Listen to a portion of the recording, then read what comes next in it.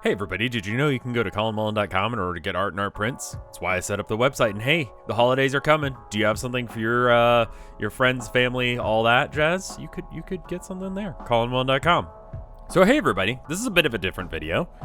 This is my video on how I'm trying to make paint. This is a ongoing process. I've not perfected it yet, but if you want to join me in this experimentation on how to get this done, you're more than welcome to. So here's what I figured out so far. Even parts sugar and water, when boiled, turn into a paste that can be mixed well. It's actually, I looked up how to make glue, and this is how to make essentially a type of glue that does not have a native coloring, which is great for acting as a base for the pigments that I'm going to be using, which is the spices. The charcoal has done the best in this. I think it's mainly because it's a darker color, but I think for an even better result than what I end up with at the end here, it would be better to just sieve out all of the particles that are too big from the charcoal and go with that. I've also invested in getting a mortar and pestle in order to grind it a little bit finer than using a hammer like I do here.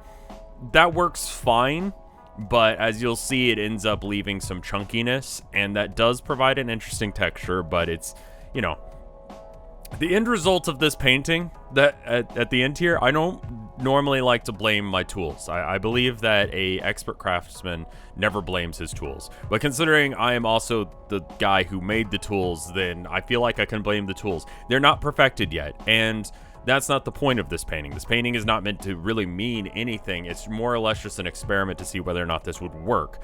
And it seems like it will. After you've let the mixture cool for 15 minutes, then you can actually start mixing it with the pigments. And after that, I just bottled it up and tried painting with it. And as you'll see, it's not great. But hey, listen, I don't think that the first time someone made paint, it was great. This is something that's going to take a lot more work for me to get down, but I'm really excited about this project. I've been working on it for like hours a day, just trying to get this to look better, and I have not seen any noticeable changes. But even while I'm recording this, I'm like, wait a minute, what if I filter out all the grains? Maybe I could do that.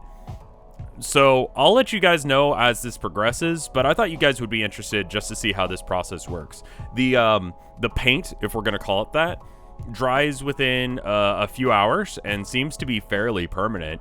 The stains that turmeric give are significant. The only real issue I've got is the consistency of the mixture, and if anyone's got a solution to that, let me know.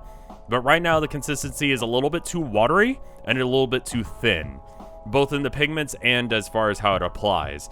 I'm looking for something a little bit more buttery, so which I think I need to add something else to this mixture in order to make it like chunkier, like not chunky, but thicker. And I have not figured out what that is yet. Now, trying to get the mixture down perfect is something that I have not been able to do. Doing uneven mixtures of water and sugar does not work. Adding in baking soda does not work.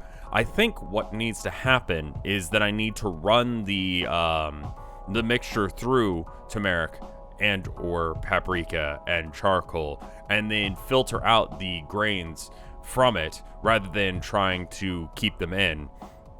And if I run it through several times, I think I might be able to just extract the color from those things, have the stain from turmeric. And turmeric loves to stain things, let me tell you that. Like, my countertop is stained a little bit from this whole experimentation process. It's an interesting idea, and I think I'm onto something, but it's not going to be something that I can give really good results for right now. But I thought you guys would be interested. So anyway, once I do, I'll let you guys know, and we'll probably readdress this as I come about figuring it out. But I'm super excited about this project, even though this painting looks like crap. But hey, considering the tools that I had for it, I'm okay with that. And it was really just meant to be an experiment. Anyway, let me thank the people on Patreon who helped make this happen. If you want to join them, you can go to patreon.com/RevScarecrow, or you can go to the link down in the description, which will take you to the same place. $5 or more get you access to the Discord, as well as credits at the end of these videos. And I'm going to start with Wapfu. Thank you, Wapfu. Thank you, Top Houndor. Thank you, That Two Guy. Thank you, Terry Maverick. Thank you, Targo. Thank you, Snoutpunk. Thank you, Orthogonal Caster. Thank you, Mortis Nodus. Thank you, Micah. Thank you, Maliciousness. Thank you, Kayla Hollinger. Thank you, Josh. Thank you, Gwyn Urick. Thank you, Gala. Thank you, Dragon. Thank you, Demetrius Gizgalez. Thank you, Chiptune Glitch. Thank you, Bubba Fair. Thank you, Bep. Thank you, Andy. Thank you, Amber. And thank you, Ants! Wow, that squared off. That is gonna peak like something crazy. Anyway, I hope you enjoyed this video. Again, this is more of a update on how this is going, in that it is going at all. I'll see you guys in the next one. Hopefully you enjoyed this. I'll see you around.